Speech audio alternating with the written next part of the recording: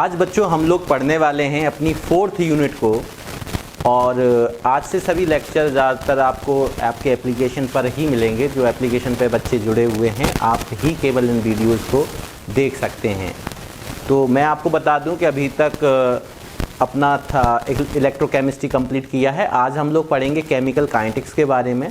और ये चैप्टर काफ़ी ज़्यादा इंटरेस्टेड है, कंपटीशन में भी काफ़ी इसकी इम्पोर्टेंस है क्योंकि इसमें मैथमेटिकल पोर्शन ज़्यादा है। आप लोग इसमें मैथमेटिकल इंटीग्रेशन वगैरह भी देखेंगे।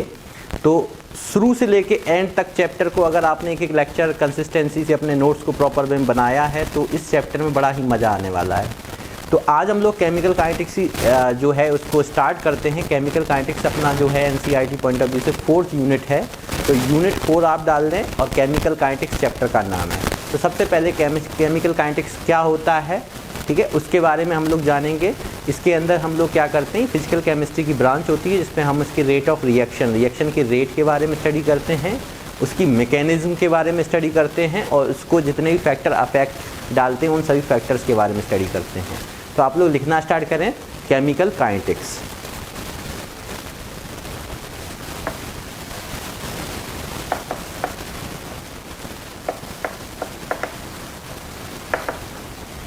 केमिकल काइनेटिक्स आप हेडिंग डालें, चैप्टर का नाम ही है। क्या होती है डेफिनेशन इसको, तो बोलेंगे it is the branch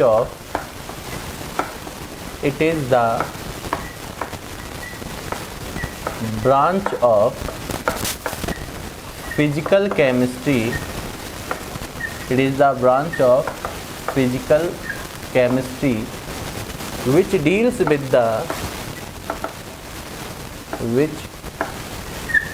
deals with the study about rate of reaction,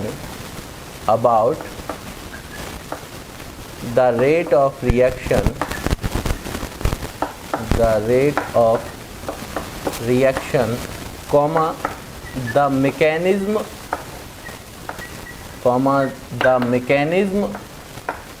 why which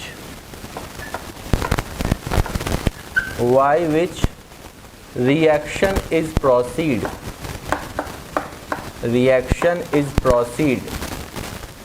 and the factors affecting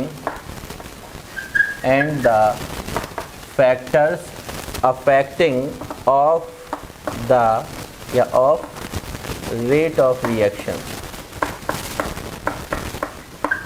समझें क्या होता है chemical kinetics. Chemical kinetics physical chemistry की ब्रांच होती है जिसके अंतर्गत हम लोग किसकी स्टडी करते हैं, रेट ऑफ रिएक्शन। आपको ये 3 चीज़ें ध्यान रखनी है, rate of reaction, mechanism by which reaction is proceed, that means mechanism, and factor affecting of the rate of reaction. 3 word ध्यान रखने हैं इसमें। रिएक्शन के रेट की स्टडी करते हैं, रिएक्शन की मैकेनिज्म की स्टडी करते हैं, वो कैसे प्रोसीड होती है, और उसके फैक्टर जो उसको अफेक्ट डालते हैं वो सभी फैक्टर की स्टडी करते हैं। तो कैसे बोलेंगे, it is the branch of physical chemistry which deals with the study about the rate of reaction, comma the mechanism by which the reaction is proceed and the factors affecting of the rate of reaction.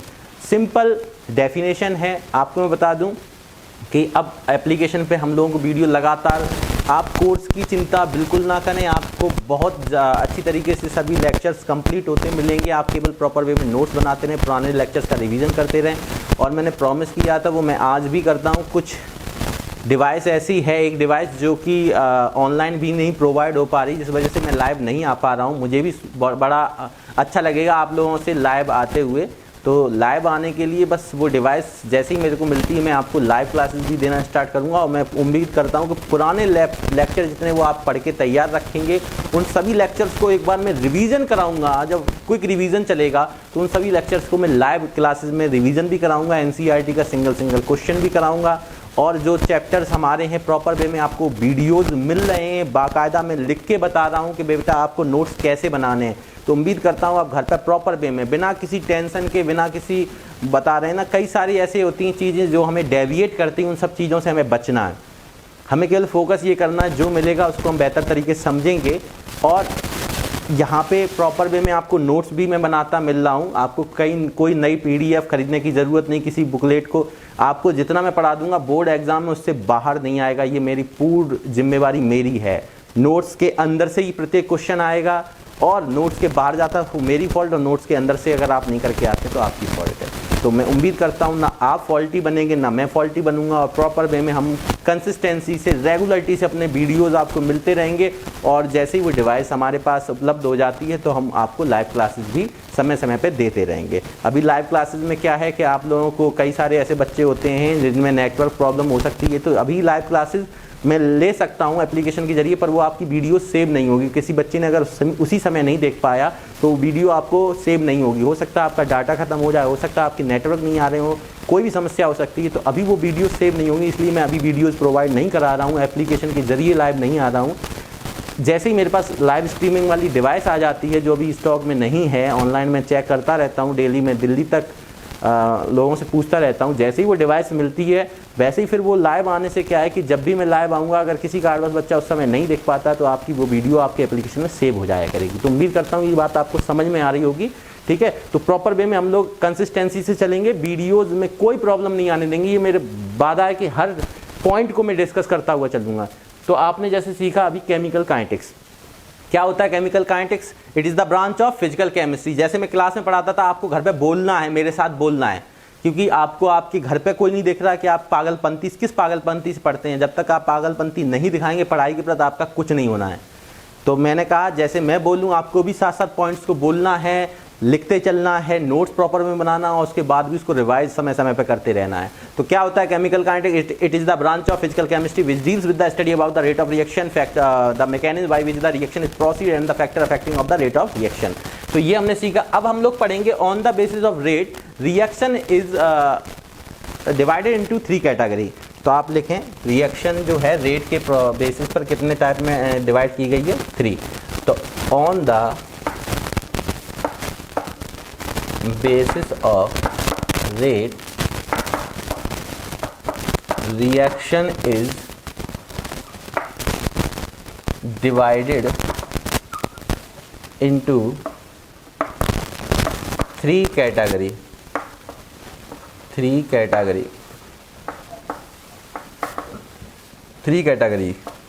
कौन कौन सी category हैं देखते हैं हम। सबसे पहले हमारे को जो पढ़ना है वो 3 कौन सी रिएक्शन है। पहले हमें पढ़ना है फास्ट रिएक्शन, जिसको हम लोग इंस्टेंटेनियस रिएक्शन के नाम से भी जानते हैं। Instantaneous reaction. दूसरा हम लोगों को पढ़ना है स्लो रिएक्शन के बारे में, स्लो रिएक्शन। और तीसरा जो हमारे सिलेबस में है वो है मॉडरेट रिएक्शन, रिएक्शन। तो देखें एक एक करके तीनों को पढ़ते हैं हम लोग। हमें फास्ट रिएक्शन पढ़नी है, स्लो रिएक्शन पढ़नी है और मॉडरेट। 3 टाइप की रिएक्शन होती हैं। On the basis of rate reaction is classified into 3 category. पहले हम लोग पढ़नी है जो है वो कैटेगरी कौन सी है? Very fast reaction. Very fast कर सकते हैं यहाँ पे, वेरी फास्ट। आप लोग वेरी फास्ट रिएक्शन लिख के चलें, वेरी फास्ट रिएक्शन। तो देखें सबसे पहले हम लोगों को पढ़ना है वेरी फास्ट रिएक्शन, जिसको हम लोग इंस्टेंटेनियस रिएक्शन बोलते हैं। These are those type of reaction which occur so fast. जो रिएक्शन तुरंत कुछ सेकंडों में होती हैं, ठीक है। तो मैं बता दूं सभी रिएक्शंस कैसी होती हैं? Very fast. और ये ज़्यादातर आयनिक स्पेसीज जो होती हैं, वो जितने भी आयनिक स्पेसीज, जितने भी आयन एक्सचेंज वाली रिएक्शन होती हैं, वो ज़्यादातर सभी कैसी होती हैं? फास्ट होती हैं। तो इसको पॉइंट बाई पॉइंट हम लोग लिखेंगे। जनरली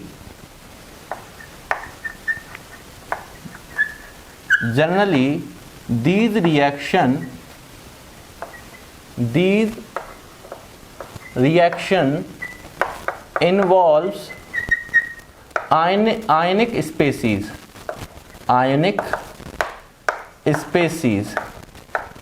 और इस टाइप की रिएक्शन क्या कहलाती? नॉन एज आयनिक रिएक्शन,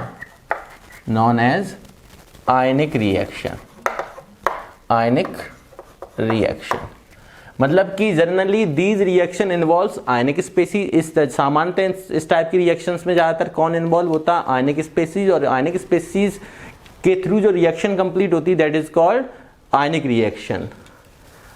और हम बोल सकते हैं these reaction occur so fast, these reaction occurs so fast.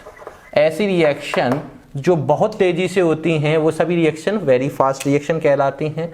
और हम यहाँ पे और क्या सीख सकते हैं कि दीज रिएक्शन टेक प्लेस या टेक पार्ट या take place about the 10⁻⁻14 second to 10⁻⁻16 second. कितना कम समय में ये कंप्लीट होती हैं वो भी हम लिख सकते हैं। तो आप लिखना स्टार्ट करो, these reaction takes place about 10⁻⁻14 to 10⁻⁻16 second. मैंने मिनट नहीं लिखा है, मैंने सेकेंड लिखा है। फॉर देयर कंप्लीशन, पूरा सेंटेंस कंप्लीट करें, फॉर देयर कंप्लीशन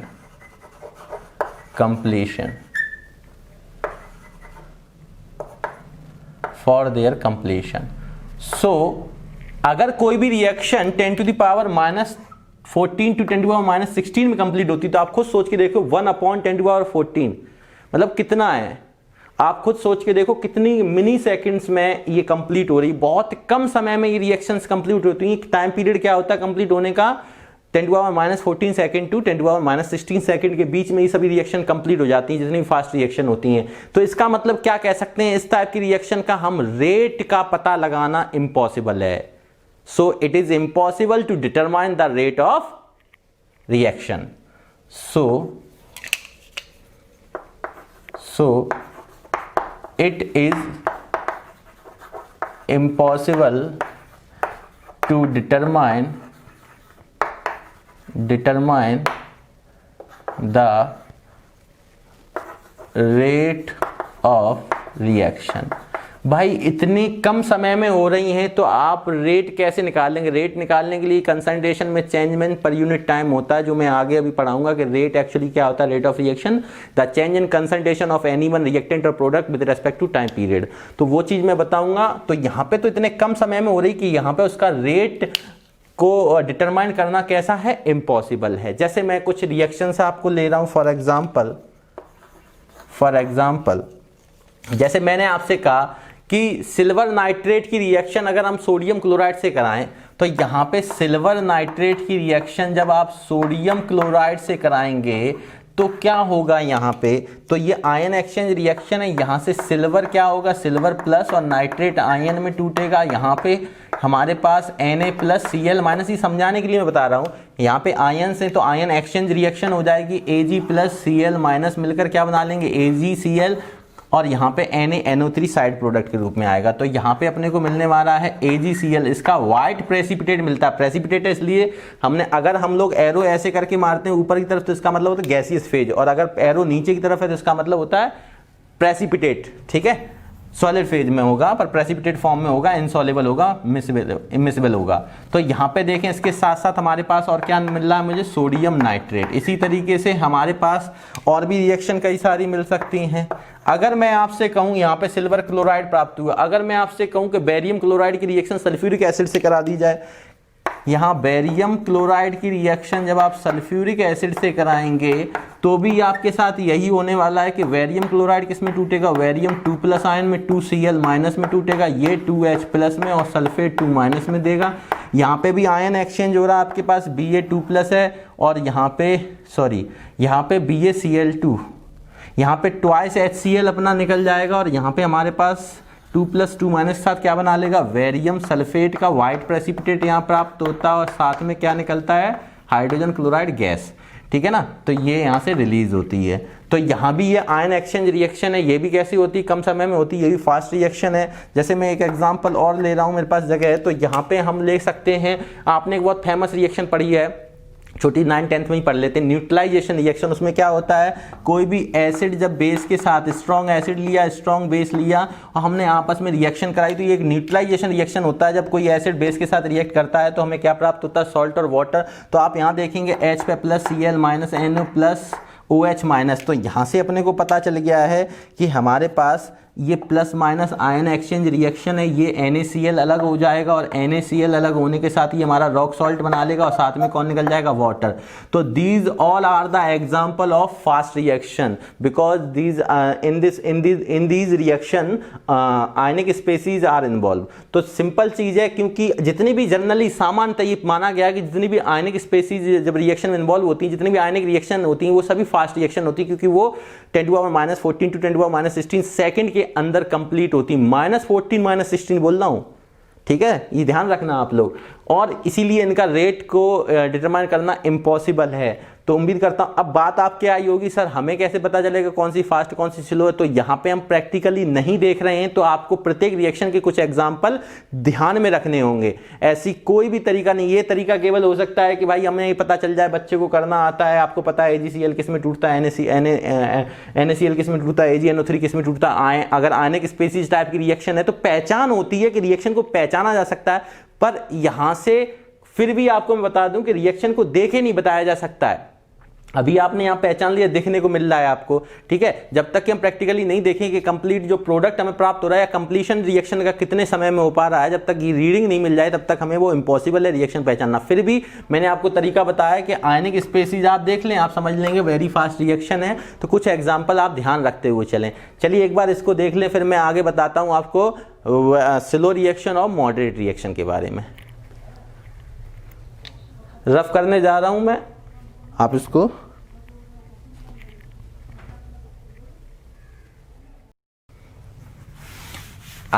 पॉज करके भी वीडियो को अपना नोट्स बना सकते हैं, ठीक है।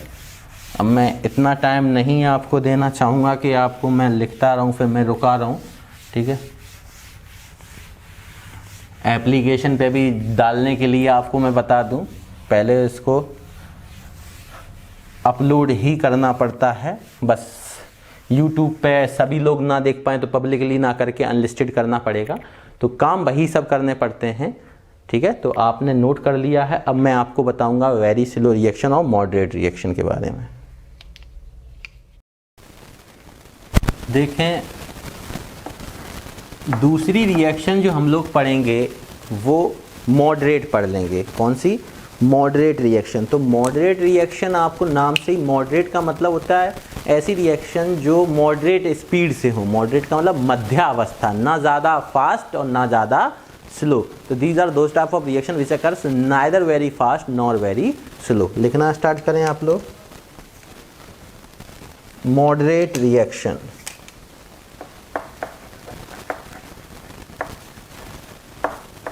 मॉडरेट रिएक्शन,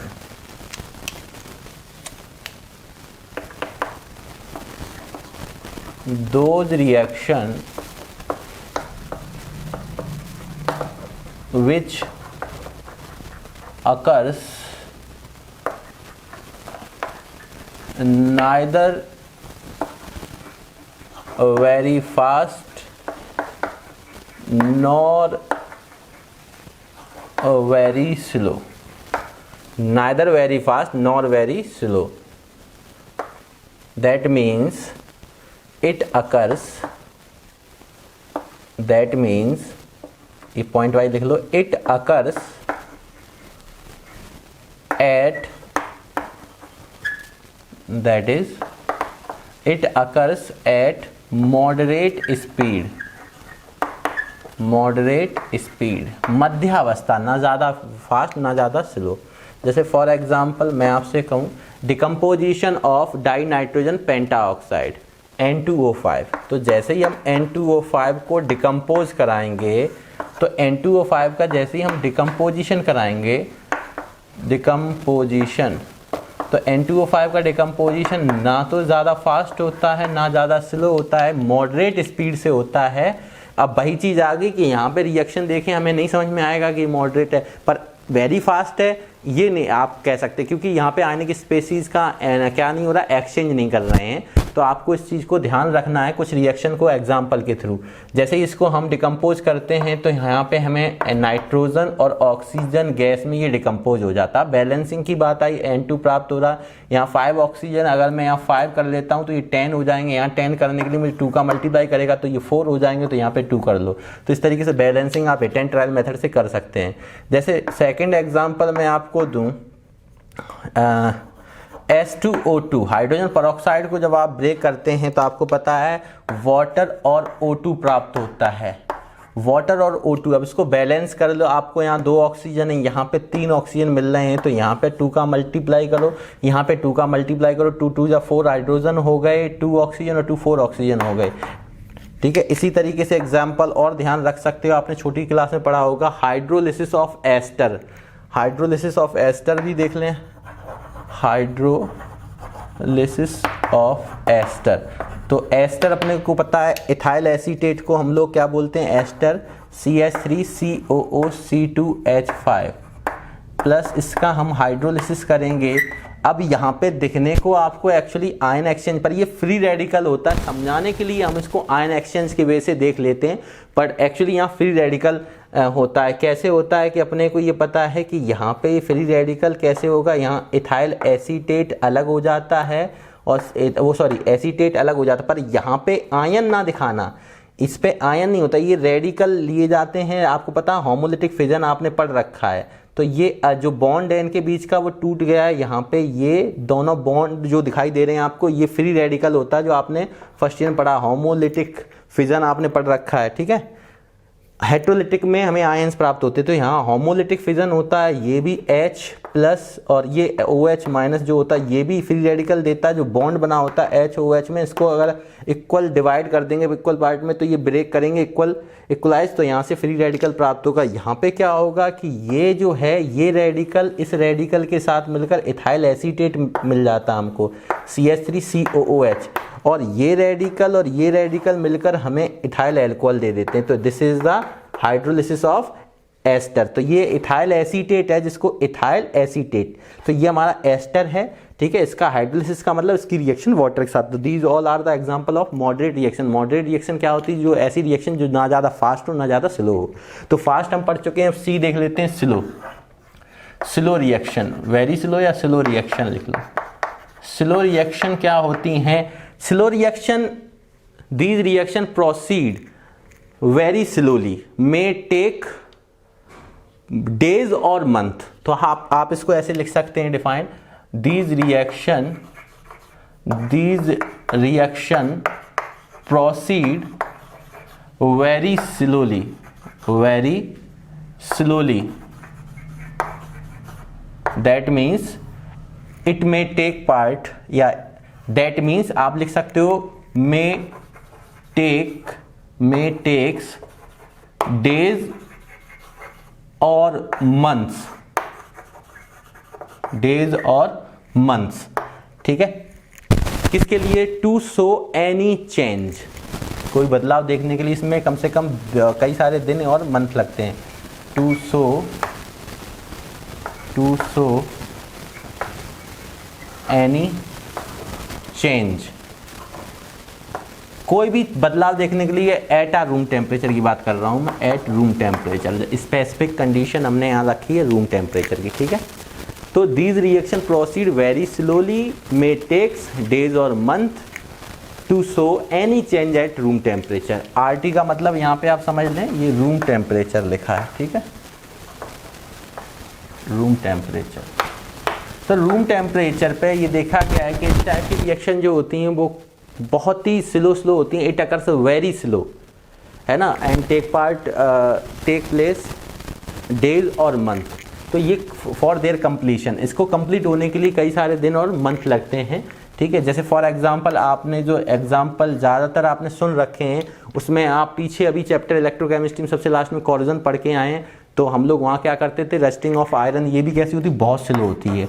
कोई भी आप रॉड लेके फील्ड में डाल दें जहाँ पे मॉइस्चर उसको मिलता रहे, तो लगातार वो पहले ही दिन में नहीं हो जाए, कई सारे दिनों बाद आप देखेंगे उस पर जंग लगना स्टार्ट होता है। तो रस्टिंग ऑफ आयरन यहाँ पे एक अच्छा एग्जाम्पल है जो आप ध्यान रख सकते हैं, रस्टिंग ऑफ आयरन। और आप क्या ध्यान रख सकते हैं कि जब हम रिएक्शन कराते हैं, reaction between hydrogen H2 and O2 to form water को का प्रोडक्शन जो होता है, प्रोडक्शन ऑफ वाटर, वो भी कई दिनों में होता है, इसलिए ये भी कैसा है हमारा स्लो रिएक्शन होती है। और भी हम ले सकते हैं मैन्युफैक्चर ऑफ मीथेनॉल, ये लास्ट एग्जांपल है इसमें, manufacture of methanol CH3OH। First year में आपने ऑर्गेनिक केमिस्ट्री में इसका मैन्युफैक्चर पढ़ रखा है। कार्बन मोनोऑक्साइड की रिएक्शन जब हम लोग कराते हैं हाइड्रोजन के साथ, 2H2 लिया बैलेंसिंग के दौरान, अब यहाँ पे क्या मिलता है हमें रूम टेम्परेचर पे, ये देता है हमें मिथाइल एल्कोहल। यहाँ पे देखेंगे 3 और 1 4 हाइड्रोजन है, कार्बन और ऑक्सीजन आपको नज़र आ रहा है, 3 4 हाइड्रोजन के लिए हमने यहाँ 2 का मल्टीप्लाई कर दिया। तो ये सभी एग्जाम्पल हमारे किसके हैं, स्लो रिएक्शन के एग्जाम्पल हैं। मैं आपको बता दूं कि आप इसके बाद हम लोगों को पढ़ना रेट ऑफ रिएक्शन, तो मैं छोटी छोटी क्लिप बना के दे रहा हूं क्योंकि इसको अपलोड करने में थोड़ी आसानी होती है। आप समझ सकते हैं अपलोडिंग कैमरे के थ्रू कई जीबी का डाटा उसमें मतलब कि जो बनती वीडियो कई जीबी में बनती, मोबाइल से बनती है वो एमबी में बनती है, तो यहाँ पे अपलोड करने में थोड़ा टाइम लगता है वाईफाई के थ्रू, इसलिए छोटी छोटी वीडियोस प्रोवाइड कराता रहता हूँ। पर वैसे अभी एप्लीकेशन पे आपको एक एक वीडियो मिल रही थी, आपको लगातार नेक्स्ट डे से आपको 2 3 वीडियोस छोटी छोटी मिलती रहेंगी। मुझे अभी बनानी, अभी रिकॉर्ड करनी, पर मैं क्लिप में बना के दे रहा हूँ जिससे कि अपलोडिंग में कोई समस्या ना हो। तो अभी आपने सीखा यहाँ पे, आज जल्दी से देख लें ये सब चीज़ें, पॉज करके आप लिख भी सकते हैं। और यहाँ पे अभी आपने सीखा कि केमिकल रिएक्शन क्या होता है। एक बार जल्दी से हमें बताएं केमिकल काइनेटिक्स क्या होता है। तो केमिकल काइनेटिक्स क्या आप बताएंगे, it is the branch of physical chemistry which deal with the study about the rate of reaction and the mechanism by which reaction is proceed and the factor affecting of the rate of reaction. मतलब 3 बातें ध्यान रखनी है, rate of reaction की study करते हैं, उसकी mechanism की स्टडी करते हैं, उसको अफेक्ट करने वाले फैक्टर्स की स्टडी करते हैं। On the basis of rate के बेसिस पर reactions are classified into 3 category, very slow reaction, very fast reaction, moderate reaction. तो अगर मैं बात करूं वेरी फास्ट रिएक्शन की, तो these are those type of reaction which occur so fast that means generally these reactions involve ionic species, so these reactions are known as ionic reactions. मैंने आपको कुछ एग्जांपल भी दिए थे प्रेसिपिटेट बनाते हुए, और उसके बाद मैंने पढ़ा है मॉडरेट रिएक्शन दीज, और मैंने उसमें बताया था फास्ट रिएक्शन ध्यान रखना है कि these reaction takes place about 10⁻⁻14 to 10⁻16 second, ठीक है। उसके बाद मैंने आपको मॉडरेट रिएक्शन पढ़ाई। मॉडरेट रिएक्शन मैंने बताया कि these are those type of reaction which occurs neither very slow nor very fast, ना ज़्यादा स्लो ना ज़्यादा fast. These reaction occurs at moderate speed, मतलब मध्यावस्था गति से होती हैं, मतलब ना जल्दी से होंगी ना बहुत स्लो होंगी, मतलब उन दोनों के बीच की अवस्था, मतलब बीच की स्पीड से होंगी, एट अ मॉडरेट स्पीड का मतलब मध्यावती गति बोलते हैं इसको, ठीक है। उसके बाद हमने इसके कुछ एग्जांपल आपको दे दी। उसके बाद आपको वेरी स्लो रिएक्शन पढ़ाई। मैंने कहा these are those reaction which occurs very slow and इसके बाद मे टेक डेज और मंथ, ठीक है। और कुछ मैंने एग्जाम्पल दिए जो आप एग्जाम्पल 11 तक पढ़ के आए, उन्हीं में से कुछ एग्जाम्पल दिए। तो एग्जाम्पल को थोड़ा सा ध्यान भी रखना है क्योंकि पेपर के टाइम पे इतना दिमाग काम नहीं करता है कहाँ पे आयनिक स्पेसीज कहाँ पे क्या। तो मैं ये आपसे उम्मीद करता हूँ कि आप इन चीज़ों को, इनके एग्जाम्पल को भी ध्यान रखेंगे। प्रैक्टिकली हम लोगों को देखने को नहीं मिलते। कुछ एग्जाम्पल जैसे फास्ट में समझ में आ जाते हैं, अब यहाँ पर समझ में नहीं आएगा। कुछ लोग इसको मैं समझाने के लिए इसको एसीटेट आयन और ethyl positive hydrogen plus minus, तो यहाँ भी आयन एक्सचेंज दिखेगा, पर एक्चुअली में यहाँ आयन एक्सचेंज नहीं होता है। जब मैकेनिज्म करते हैं तो यहाँ पे हमारे पास क्या होता है, ये रेडिकल में टूटता है, मतलब कि जो बॉन्डिंग होती है, जो होमोलिटिक फिजन होता है, वहाँ पे जो बॉन्ड होता है वो इक्वल पार्ट में टूटता है। तो अपना अपना इलेक्ट्रॉन, फ्री इलेक्ट्रॉन एथाइल और एसीटेट अपने पास रखते हैं। तो जो ये फ्री इलेक्ट्रॉन होता है इनको फ्री रेडिकल बोलते हैं, जो आपको होमोलिटिक और हेटेरोलिटिक फिजन हमने ऑर्गेनिक केमिस्ट्री के अंदर फर्स्ट ईयर में पढ़ाए थे। तो आज हमने ये देखा छोटी सी क्लिप। दूसरी क्लिप में हम लोग पढ़ेंगे रेट ऑफ रिएक्शन, वहाँ से थोड़ा इंटरेस्ट जगना स्टार्ट हो जाएगा। एक्चुअली रिएक्शन का रेट क्या होता है वहाँ भी पढ़ेंगे कि रेट ऑफ रिएक्शन क्या होता है, the change in concentration of any one reactant और product with respect to time interval. Reactant के रेट को कैसे रिप्रेजेंट करते हैं, वहाँ डिक्रीज क्यों होती है कंसंट्रेशन और इंक्रीज क्यों होती है प्रोडक्ट की रेट को। तो इन सब चीज़ों को देखेंगे हम लोग। डिसएपीरियंस कैसे होता है, अपीरियंस कैसे होता है, कैसे रिप्रेजेंट करते हैं, इंस्टेंटेनियस रेट ऑफ रिएक्शन क्या होती है, एवरेज रेट ऑफ रिएक्शन क्या होती है। नेक्स्ट वीडियो में छोटी छोटी क्लिप मिलती नहीं है आपको, अब एक एक वीडियो नहीं मिलेगा। आपका कोर्स भी तरीके से कराना, पर अपलोडिंग में थोड़ी दिक्कत हो जाती है, इसलिए छोटी छोटी क्लिप बना के आपको छोटी छोटी क्लिप मिलेगी। मैं तो एक ही साथ पढ़ाऊँगा, ठीक है ना। तो इस चीज़ को ध्यान रखें और स्वस्थ मन से घर पे केवल एक बात ध्यान रखें कि अगर मैंने आपसे कहा है कि प्रॉपर वे में आपका मैं सिलेबस 15 दिसंबर को ख़त्म कर दूंगा एट एनी कॉस्ट, तो सिलेबस भी खत्म होगा, रिवीजन भी होगा, उस दौरान कई सारी लाइव क्लासेस भी हो चुकी होंगी। आपके मन में ये नहीं रहेगा कि मेरे 3000 या जो बच्चों ने 25 तारीख के बाद लिया 4000 रुपये मेरे गए। ऑफर के दौरान जिन्होंने लिया उन्होंने 3000 में लिया, और जिन्होंने ऑफर के बाद लिया वो 4000 में कोर्स लिया है। तो आप लोगों को ये बिल्कुल भी गिल्टी नहीं होगी कि मेरा वो रुपया बर्बाद जा रहा है। नहीं, आप 2 ड्रेस में इतना रुपया खर्च कर लेते मेरे भाई, ये पढ़ाई के लिए कोई बड़ी चीज़ नहीं है। मैंने कई सारी वीडियो शुरुआत में सोचा था कि जल्दी से लॉकडाउन खुल जाएगा तो जुलाई तक मैं फ्री में प्रोवाइड करा रहा था, पर आप निश्चिंत होकर रहें, आपने अपना रुपया सही जगह खर्च किया। मैं प्रॉमिस करता हूँ जब आपका सिलेबस कंप्लीट होगा और जो आज आपसे बच्चे कहते हैं कि इसका फ़ायदा वही यूट्यूब पे अब केवल एप्लीकेशन पे आपको मिलेगा, मतलब इसमें लेक्चर बनेंगे आपके 30-35, पर ये पूरे आपके पास वहीं पहुँचेंगे एप्लीकेशन में, पर 5-10 बीच में वाले एग्जाम्पल वो वीडियोज़ हम यूट्यूब पर भी रखेंगे। इसलिए आप घबराएं नहीं, क्योंकि वहाँ पर हमें अपने चैनल को लगातार मोनेटाइज करवाना है, जिससे कि हम वहाँ पर भी लाइव आ सकें उसके थ्रू, ठीक है ना। तो और डिवाइस मिल गई तो बहुत बेहतर है, हम लोगों को फिर किसी चीज़ की ज़रूरत नहीं पड़ेगी। तो आप समझ सकते हैं मेरी बातों को, और कितना भी मैं कुछ भी हो जाए पर वीडियो आपको लगातार मिलती रहेगी। मैंने कह दिया 15 दिसंबर तक फुल रिवीजन करा के पूरे एनसीईआरटी क्वेश्चन करा के आपको मैं सिलेबस कंप्लीट करा देता हूँ। मैंने आपको ये बात बोल दी है। और जो अभी आपसे कह रहे 3-4 हज़ार रुपये इन्वेस्ट जा रहे हैं अपने ऑफलाइन क्लासेस में इन्वेस्ट करते, वहाँ ज़्यादा अच्छा, मैं बता दे रहा हूँ आपको वीडियोज़ में। वहाँ क्या होता था, एक बार पढ़ाने के बाद मैंने रफ कर दिया, उसके बाद मैं सामने नहीं आके आपको समझा रहा हूँ। अब इस वीडियो को आप घर पे कितनी भी देर तक कैसे भी आप उसको पीछे रिवाइंड करके आगे फॉरवर्ड करके कैसे भी देख सकते हैं। आपको कोई चीज़ समझ में नहीं आ रही, आपको वापस से देखने को मिल सकती है कि मैंने उस समय क्या बताया था। हो सकता है लिखते दौरान आपने इतना दिमाग नहीं लगाया है, तो आप उसको रुक के पॉज करके वीडियो को समझें कि मैं क्या बताना चाह रहा हूँ। तो मैं और जैसे ही अपना सामान्य जैसे स्थितियाँ हो जाती हैं तो मैं प्रॉब्लम के लिए आपको यहाँ भी समय दे दूंगा। पर जो बच्चे बाहर के हैं वो निश्चिंत होकर पढ़ें कि ऑनलाइन में A to Z her point को मैं डिस्कस करूँगा, आपको दिक्कत आने ही नहीं दूंगा। और आपने शुरू से लेकर एंड तक अगर लगातार कंसिस्टेंसी से अगर आप इसको फॉलो कर रहे हैं, वीडियोज़ को लगातार देख रहे हैं और प्रॉपर वे में नोट्स बना रहे हैं, तो मैं गारंटी लेता हूँ आप को कोई भी दिक्कत केमिस्ट्री में नहीं आने देंगे। पर आपको उसके लिए खुद से भी मेहनत करनी होगी। पीछे के जितने चैप्टर हो चुके आपको फ़र्क नहीं पड़ना चाहिए। आप पीछे वाले लगातार वीडियोस यहाँ से तो मिलना स्टार्ट होंगे, पर पीछे वाले के लिए भी सुबह मॉर्निंग उठ के समय निकालें। कि जो समय अभी चल रहा है जिसमें लोग सोच रहे हैं कि अब गवर्नमेंट के हाथ में 50% सिलेबस कम होने वाला है, 30% पहले हो चुका, 20 अभी हो जाएगा, 50% ही बचेगा। नहीं, इससे फ़र्क नहीं पड़ना। कंपटीशन में जाओगे आपको प्रत्येक टॉपिक से रिलेटेड क्वेश्चन मिलेंगे, इसलिए मैं प्रत्येक टॉपिक को पढ़ाऊंगा। मुझे फ़र्क नहीं पड़ता कौन सी गवर्नमेंट क्या आपको कम करा रही सिलेबस। एजुकेशन फील्ड पे कोई किसी का ध्यान नहीं है।